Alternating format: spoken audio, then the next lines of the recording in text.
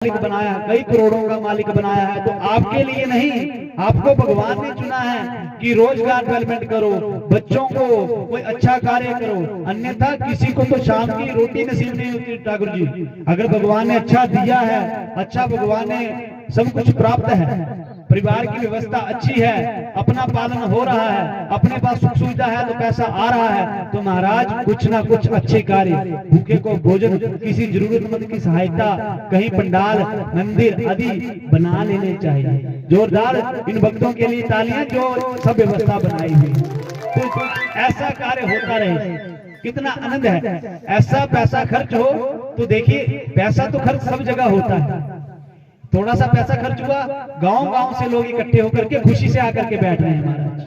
जब हमारा शरीर नहीं चलता, हमें रोग लगता है, तो बिना हमारे चाहत के बिना भी लाखों का चेक साइन करना पड़ता है और हमें दुखी होकर के हॉस्पिटल की लाइन में बाहर बैठना पड़ता है। और क्या कहते हैं महाराज, हम पूछते क्या है, पैसे का हिसाब ना डॉक्टर साहब से, महाराज क्या बना, चुपचाप बैठो, कर रहे हैं, बन जाएगा तो ठीक, नहीं तो डेड बॉडी ले जाना प्रभु जी, ये महिमा है। लेकिन सोचने समझने की क्षमता है, सिग्नल तो हमने दे दिया। बोले कृष्ण कन्हैया लाल की, बांके बिहारी लाल की।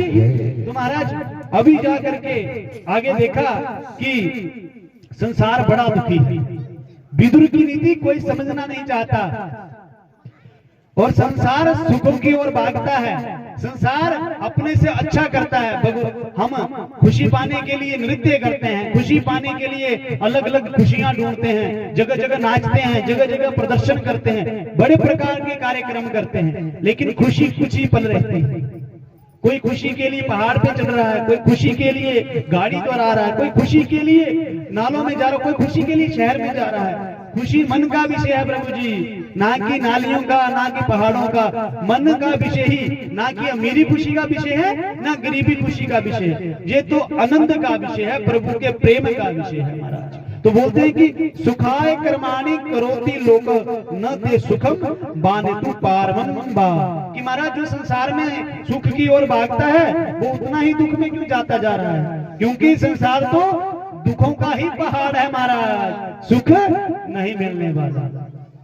एक विद्यार्थी था वृंदावन का, उसने भागवत को बड़ा प्रेम किया, भागवत से लगन लगाई और सोचने लगा कि मैं संसार से सब प्रकार की दुष्टता, सब प्रकार का जो भी है पाप मैं मिटा दूंगा, मैं प्रभु का प्रचार इतना करूंगा, प्रभु का काम इतना करूंगा, प्रभु का नाम इतना करूंगा। लेकिन अगर लाभ होगा तो हानि भी होगी, अगर पाप होगा तो पुण्य भी होगा, ये दोनों भाई बहन है। वो विद्यार्थी भागवत को जैसे ही रटता गया तो प्रभु में रमता रहा, अहिंसावादी को त्यागने लगा, उसको जो भी पाप करते दिखता वह उसको बोलता मत कर महाराज मत कर, लेकिन संसार मानने वाला है प्रभु जी। ध्यान से सुनना, एक गुरु के आश्रय, संत के आश्रय लगा है, और प्रभु जी गुरु जी क्या कर सकते हैं और वह शिष्य क्या कर सकता है। ध्यान से सुनना, बड़े विद्यार्थी, बड़े लोग कहते हैं कि संसार से महाराज इतने इतने संत हैं, इतने इतने बड़े बड़े अखाड़े हैं, पाप क्यों नहीं मिटाया जा सकता, बुरे लोग क्यों नहीं मिटाए जा सकते। तो ध्यान से सुनने का विषय है, 5 मिनट का बड़ा अच्छा विषय है, प्रेम से सुनना सभी। वह शिष्य और गुरु जी रोजाना नारायण नारायण नारायण करते भ्रमण पे हो गए। उस समय क्या होता था, ना गाड़ी ना बंगला, बस राधे राधे। तो गुरु और शिष्य चलते गए, जय श्री राधे, जय श्री कृष्णा, जय श्री राधे, जय श्री कृष्णा। वृंदावन से निकले, जैसे ही निकले तो रात यहाँ पर पड़ती, उस गांव में प्रवचन करते, सत्संग करते और आगे चल देते। पहले जमाने में कोई बाहर नहीं जाता था, जॉब के लिए गांव में रहते थे, दिन में काम, रात को आराम। रात को गुरुजी बैठते तो भजन कीर्तन सत्संग करते और आगे चल देते। ऐसे ही समय चलता रहा, कोई अमीर मिला, कोई गरीब मिला, वो विद्यार्थी सबको नोक झोंक करता रहता कि तुम में अहंकार है, तुम यह करते हो, तुम यह करते हो। शिष्य की भावना थी कि पापों को मिटाना है, तो गुरुजी जानते हैं कि हम उपदेश कर सकते हैं, लेकिन पाप व्यक्ति अपने मन का स्वयं मिटा सकते हैं। हम ठेका इतना ले सकते हैं, हम क्या कर सकते हैं, फेंक सकते हैं उपदेश, लेकिन पकड़ने वाले भक्त की हृदय पटल होना चाहिए महाराज। तो वह आगे गए, एक किनारे से जा रहे थे तो वहां पर नदी थी, एक मछुआरा अपना कार्य कर रहा था। मछुआरा क्या करता है, मछलियों को पकड़ता है। अब वहां पर गुरु जी चल दिए, लेकिन शिष्य से रहा नहीं गया महाराज। शिष्य ने एक देखा, एक मछली को तड़पते हुए, एक मारी तो एक उस डिब्बे में डाली, अब दूसरी तीसरी, शिष्य से रहा नहीं गया। वो जा करके उसको समझाने लगा कि संसार में आए हो, अहिंसा करते हो, जानवरों को मारते हो, तो आपको पता है जो कुछ कोई लेना नहीं चाहता उसको देना नहीं चाहिए।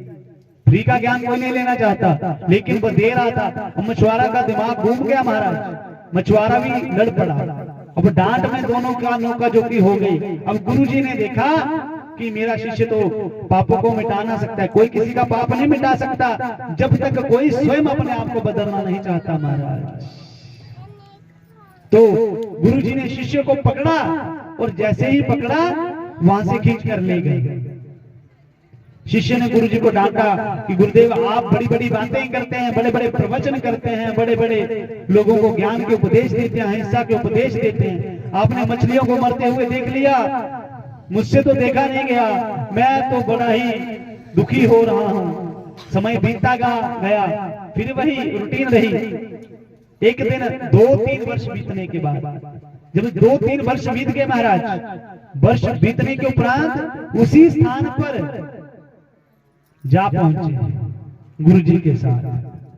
समय बदला, पहले समय में धूप थी, आज के समय में छांव थी, थोड़ा था मौसम और वहां का नजारा बदला हुआ था। आज कुछ चींटियां एक अधमरे सांप को नोच रही थी महाराज। अब नोच रही थी महाराज, तो गुरुजी ने देखा और आंखें पलट कर चल दी। अब वह शिष्य फिर देखने लगा कि गुरुदेव एक सांप को चींटियां किस तरह नोच रही हैं और चिल्ला रहा है, इसका क्या होगा, मैं इनको हिटाता हूं जाकर के।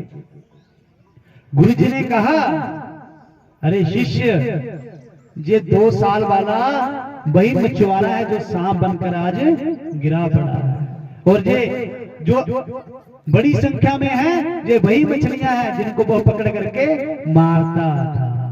तो महाराज समय सबका आता है, समय सबका बदलता है। तो गुरुजी ने उपदेश दिया, तुम अपना कर्म करो, तुम अपना कर्तव्य करो, जो जैसा करेगा वो वैसा बरेगा ही बरेगा।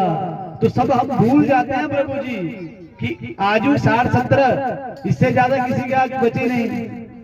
कुछ वर्ष अच्छे आ जाते हैं, 20 में जवानी आ जाती है, तो 20 और 40 में सब कुछ भूल जाते हैं प्रभु जी।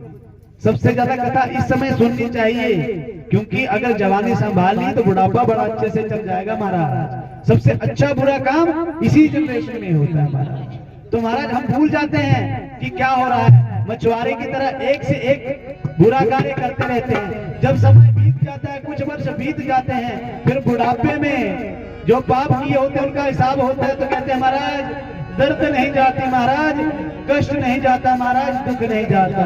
तो सांप की भांति हमें भी फिर नोचा जाएगा। तो सभी कर मस्त जवानी में बुढ़ापा किसने देखा है।